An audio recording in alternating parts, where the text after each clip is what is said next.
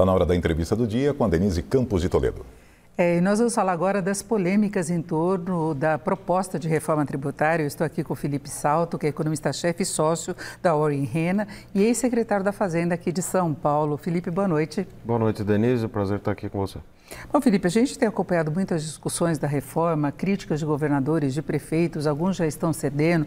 O governador Tarcísio, inclusive, esteve hoje junto com o PL.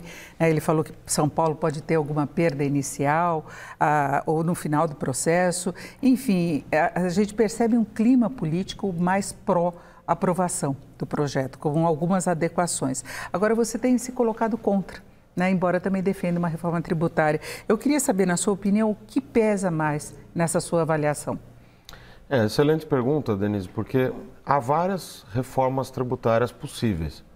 A forma como se coloca o debate nesse momento dá a impressão que só existe a chamada PEC 45, que é a proposta de emenda à Constituição em discussão na Câmara dos Deputados. E não é verdade, e ela tem vários problemas. Eu cito 3. Um, que é o Conselho Federativo, um órgão máximo que vai ter mais poder do que o próprio governador do estado, vai arrecadar, normatizar, regulamentar, vai ter iniciativa de lei complementar. Então esse conselho é um problema.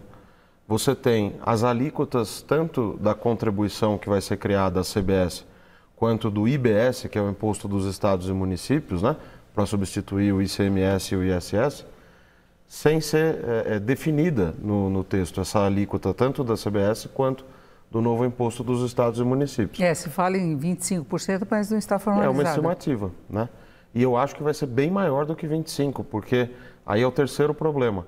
Você colocou tantas exceções no texto, para o agro, para serviços, para isso, para aquilo, são 8 incisos, 8 dispositivos dentro do artigo 8º do substitutivo, como é chamado o texto, que você começa a ter que majorar essa estimativa de alíquota geral e provavelmente com aumento de carga tributária. E por fim, os fundos, Você está criando fundos para compensar os estados que vai rapidamente se transformar. E a gente tem experiência de acompanhar isso e sabe quando abre a caixa de Pandora o que acontece, em centenas de bilhões de reais para a União. Eles estão falando em cerca de 50 bilhões desse Fundo de Desenvolvimento Regional. Seria uma forma de compensar o que os estados e municípios podem deixar de dar de estímulo fiscal, a chamada guerra fiscal, porque aí vai ser a mesma alíquota para todo mundo, e cobrada no destino. Aliás, esse é um ponto que parece que os governadores e prefeitos já aceitaram, essa cobrança no destino, mas eles têm essa preocupação com relação a esse fundo, como é que vai ser a distribuição dos recursos e também o gerenciamento da arrecadação. Por aí eles temem uma perda, não é? Pois é. Agora, o destino, para que as pessoas entendam, Você tem lá uma transação entre uma empresa que está em São Paulo e outra que está no Acre. Hoje é majoritariamente na origem a cobrança. Com a mudança que está se propondo, vai para o destino, para o estado de destino. Por que isso é bom? Porque essa alíquota na origem que existe hoje, ela enseja essa verdadeira guerra fiscal. Todo mundo fica dando um benefício aqui e acolá. Agora, se a vantagem do destino, e eu defendo isso há mais de ano, quando eu estava ainda na secretaria da Fazenda aqui em São Paulo, a vantagem é justamente acabar com essa possibilidade, aí você vem e cria um fundo no lugar, bancado pela União, com dinheiro do contribuinte, vai ter que aumentar a dívida, ou vai ter que aumentar imposto para fazer esse financiamento, para manter justamente esse sistema com os incentivos pagos diretamente para as empresas. Então, isso que é contraditório.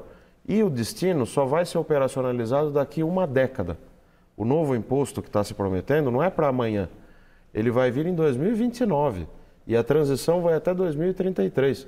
Então, por que, eu pergunto, se dava para fazer por resolução do Senado a migração do destino no âmbito do ICMS? A quem aproveita? Agora, Felipe, aprovado o projeto da forma como ele está, o contribuinte vai demorar para sentir a diferença. Como é que vai funcionar na prática? Assim, foi aprovada pela Câmara, pelo Senado e não é maioria simples, porque é uma PEC, uma emenda constitucional. O que acontece?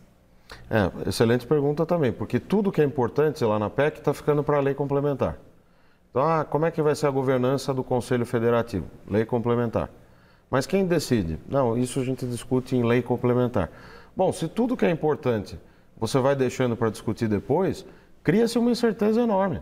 Quer dizer, o contribuinte de qualquer setor não sabe, se essa PEC for promulgada, entrar na letra da Constituição, qual vai ser a alíquota do tributo.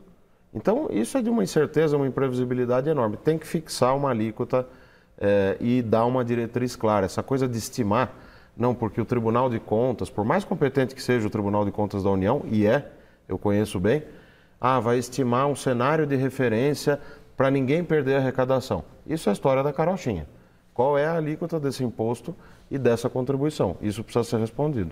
Agora, Felipe, a gente chegou perto da aprovação de um texto bem parecido, na época que havia fusão da PEC 45 e da PEC 110. E no final das contas, o IVA dual, que vai ser um juntando o ICMS, o ISS e o outro com os impostos federais, vem muito da PEC 110.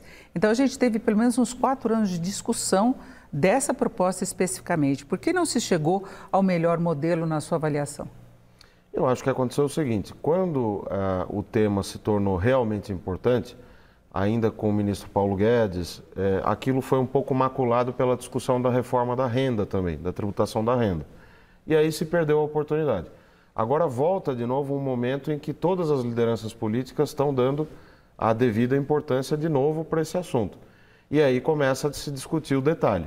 E quando começa a entrar no detalhe, uma coisa é você dizer, eu sou a favor da não cumulatividade, vamos devolver o crédito para o contribuinte. Eu também sou a favor, eu sou a favor da reforma tributária. Agora, quando a gente entra no detalhe e começa a discutir quem ganha, quem perde, como vai ser o modelo, isso e aquilo, é aí que o diabo está sempre sentadão lá nos detalhes, sorrindo para a gente. Né? Agora, algum setor vai ter de pagar mais nessa redistribuição da carga com uma alíquota única, né? É uma grande preocupação do setor de serviços. Ele, de fato, vai pagar mais e a indústria sairia, em tese, mais beneficiada, é isso? A tendência é essa, Denise. Por quê? Porque a indústria tende a ter cadeias complexas. Então, você tem o consumidor final, que compra esse copo d'água, por exemplo, e tem os consumidores que foram consumindo para produzir em cada elo para chegar nesse copo final aqui. E aí o que acontece? No sistema de IVA, essa é a parte boa, você vai devolvendo todo o crédito que vai sendo gerado em cada etapa de consumo intermediário. Agora, não precisa ter uma megalômana estrutura, que é esse Conselho Federativo, para fazer essa devolução. Cada estado que faça a devolução para o seu contribuinte. E aí sim, a indústria será beneficiada, serviços, dependendo das exceções, porque eles colocaram bastante exceção lá dentro, né? E a lei complementar também virá para detalhar aquelas exceções do artigo 8º, né? E tende a ser prejudicado relativamente à indústria. E a preocupação também com algumas questões específicas, como o custo de alimentação. Se pensou numa cesta básica única, tem a ideia do cashback, que é a devolução para os mais pobres, exatamente do custo de alimentação. Você acha que chega a esse ponto, aumento da carga? Essa ideia do cashback, né, a chamada devolução de imposto, eu acho boa. São Paulo tem um programa desde o governo Serra, que é a Nota Fiscal Paulista, né? É um programa de cidadania fiscal. Então você pede a nota fiscal e aí você tem direito a um pedacinho do ICMS de volta. Então já existem sistemas que podem ajudar a operacionalizar esse chamado cashback, essa devolução para as famílias mais pobres, né, referentes à cesta básica. Agora, quando você começa a criar tanta exceção, alguém vai ter que pagar o pato, porque você não está cortando gasto. É uma reforma tributária do lado da Receita. Então a carga tributária vai ser igual ou maior. É isso que a gente tem que ter cuidado. Essa que é a grande preocupação. Agora, tudo indica que possamos ter a votação já amanhã. Então, na próxima, a gente vai conferir se houve ou não essa aprovação e com o que vamos ter que conviver, não é? Eu agradeço muito a participação do economista Felipe Salto, economista-chefe e sócio da Warren Rena e ex-secretário da Fazenda aqui de São Paulo. Felipe, uma boa noite, muito obrigada. Boa noite, Denise, e obrigado a você. Com vocês.